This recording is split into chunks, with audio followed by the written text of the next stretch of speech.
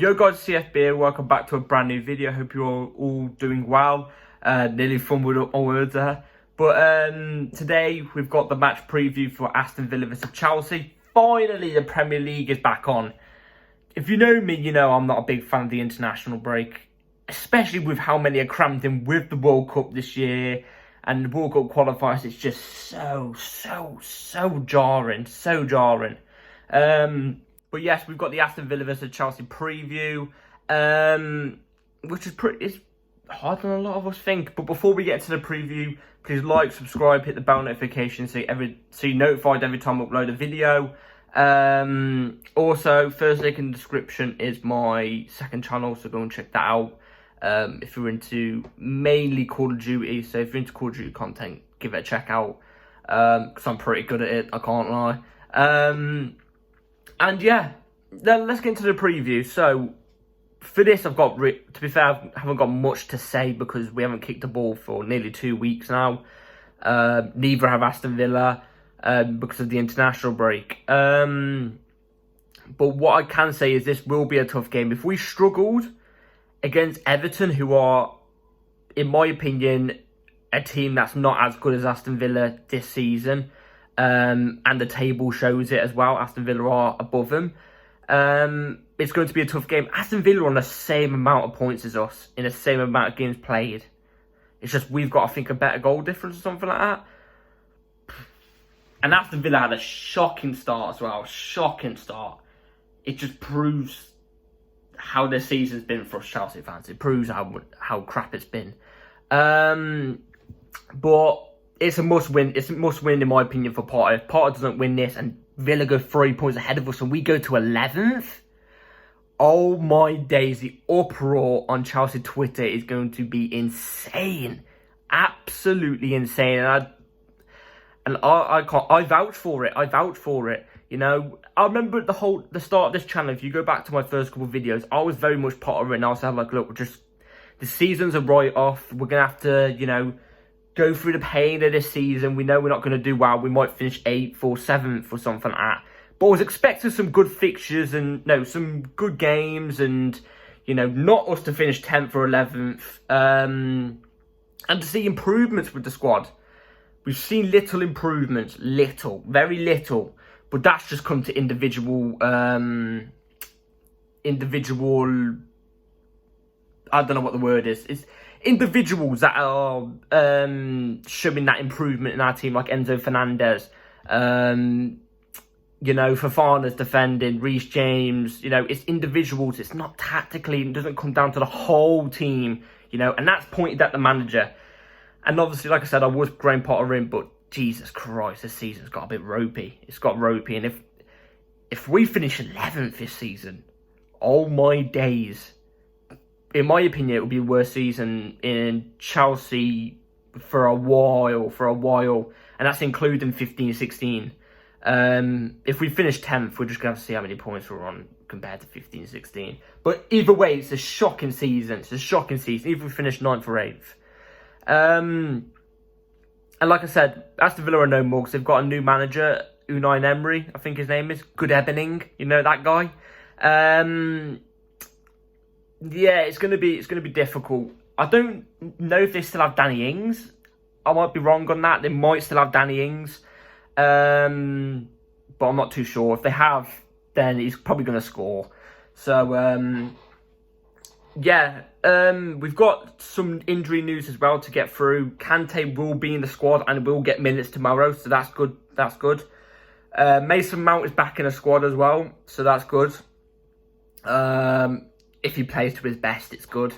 Christian Pulisic, Fofana, it's too late for them, but they are slowly coming back. Reece James is back in the squad as well. In my opinion, I think he just dipped out that English team. Was like, nah, I don't want anything to do with this English squad. You know what I mean? I don't want anything to do with it. I want to get back to Chelsea. I think that's what it was like. So it's we've got some injuries, but we've also got some that are coming back as well.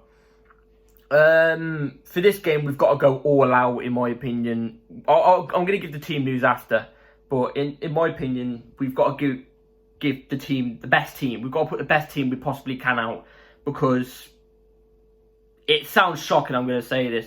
We've got to win this game. We have to win this game. Have to.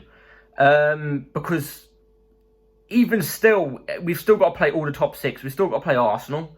We've still got to play City. We've still got to play United.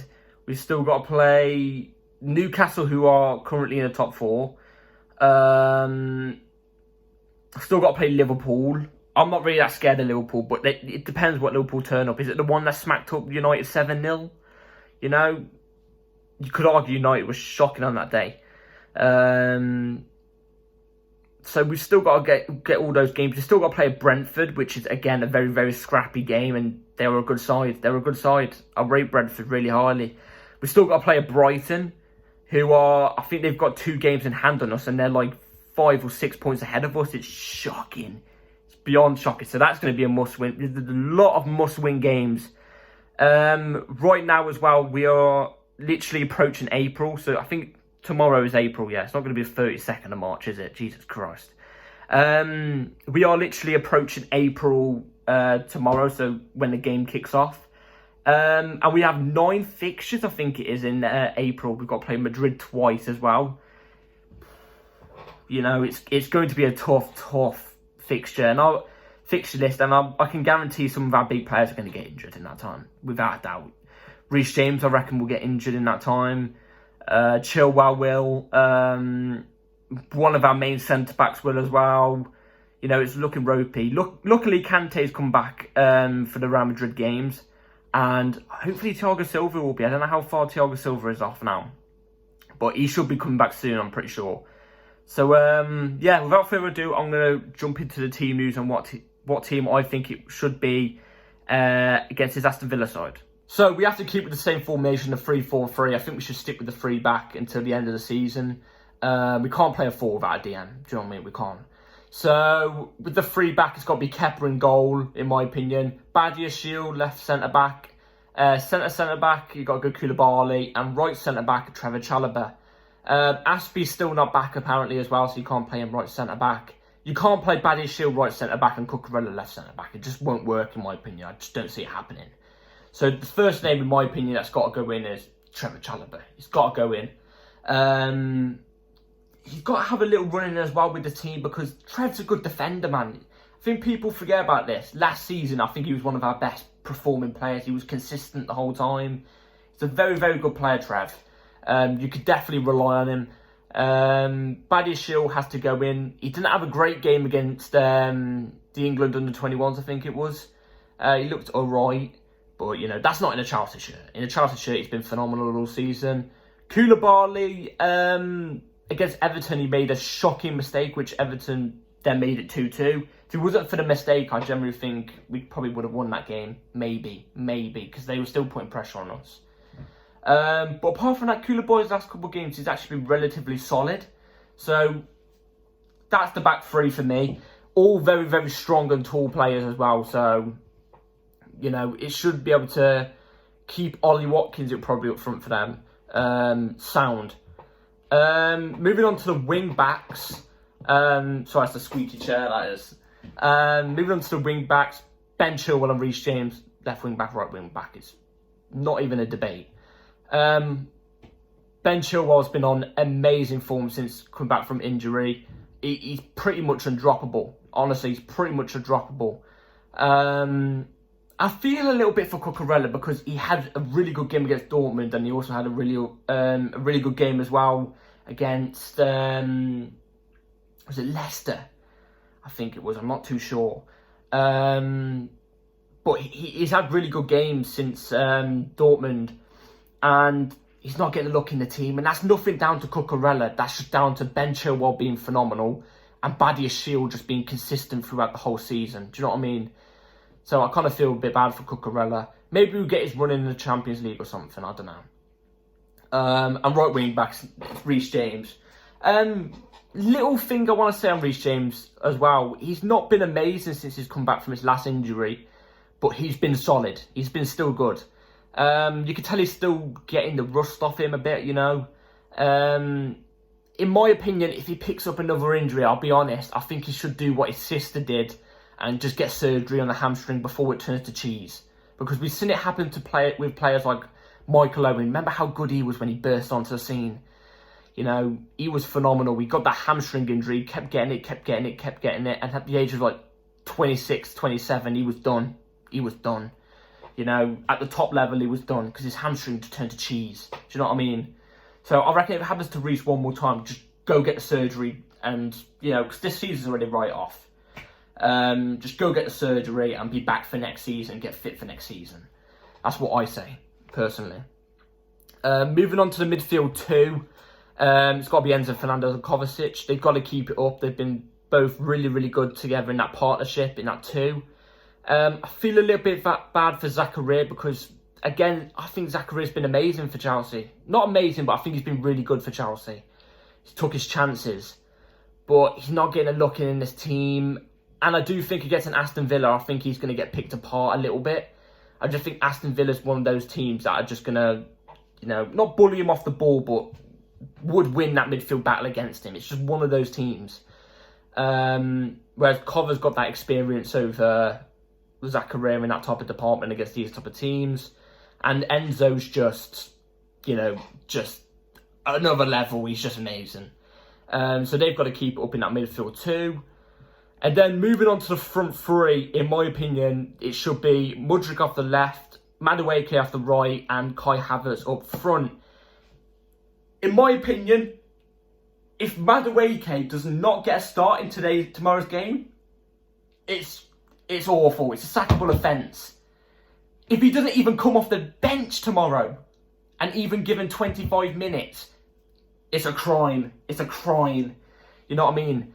He came off the bench against the France under-21s for England to under-21s, and he got a goal and 2 assists in like 25 minutes.